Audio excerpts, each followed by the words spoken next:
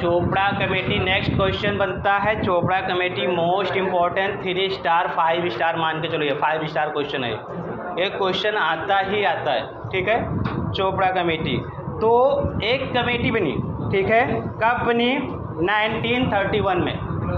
एक हिस्ट्री वो बताया हिस्ट्री में पूरा, जिसमें हारून जफ़र के बारे में बताया और drug bill, import drug bill के बारे में, ड्रग एक्ट के बारे में। एक दूसरी हिस्ट्री और चलती है चोपड़ा कमेटी के बारे में, ठीक है, जिनका पूरा नेम था कॉलोनेल रामनाथ चोपड़ा, ठीक है, जिसको हम लोग हिंदी में कर्नल बोलते हैं, वो कॉलोनेल है, RN चोपड़ा शॉर्ट में बोलते हैं, मतलब रामनाथ चोपड़ा।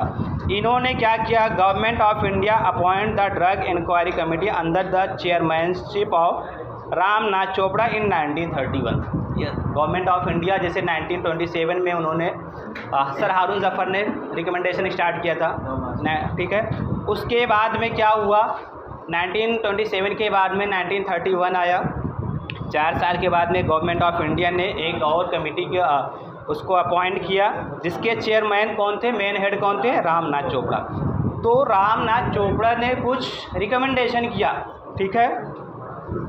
ये इन्होंने ये कहा, उस टाइम का रिकमेंडेशन क्या था? Recommendation of Chopra committee. Chopra committee के नाम से भी क्वेश्चन आता है रामनाथ। और ये DEC ड्रग इंक्वायरी कमेटी, इसका फुल फॉर्म तुम समझ जाओ, वैसे से समझ जाओगे। ड्रग इंक्वायरी कमेटी कोई एक ऐसी कमेटी है जो ड्रग के बारे में इंक्वायरी करेगी, हर एक चीज़ डिटेल में रखेगी, ठीक है।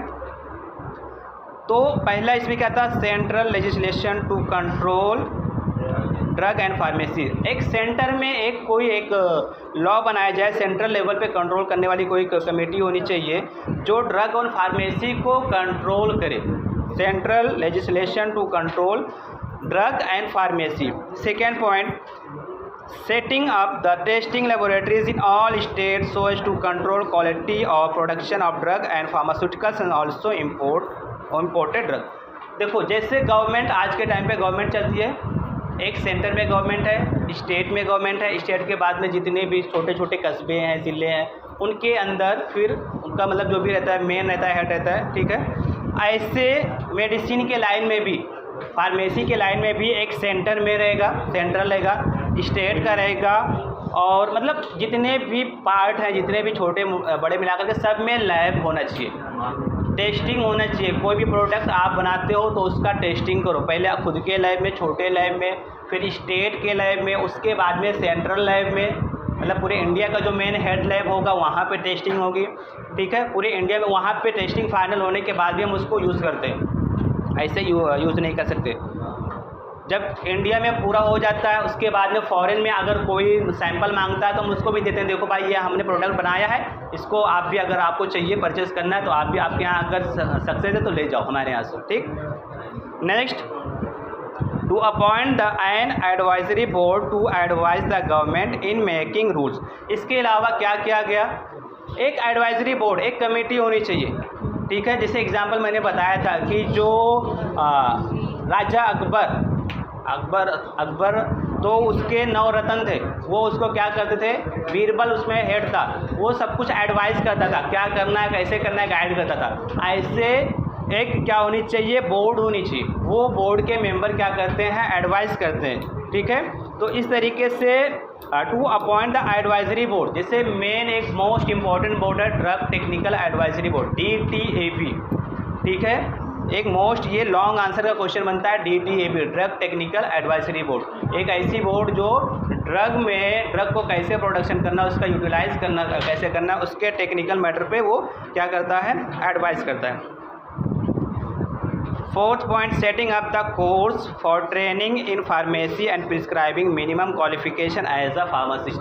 अगर आपको फार्मासिस्ट बनना है तो मिनिमम एक कोर्स को भी बनाया जाए, ये उस टाइम का रिकमेंडेशन चल रहा है, ठीक है, कि अगर कोई फार्मेसी लाइन में या किसी भी लाइन में आना चाहता है तो कम से कम उसको 2 साल का कोर्स करना चाहिए।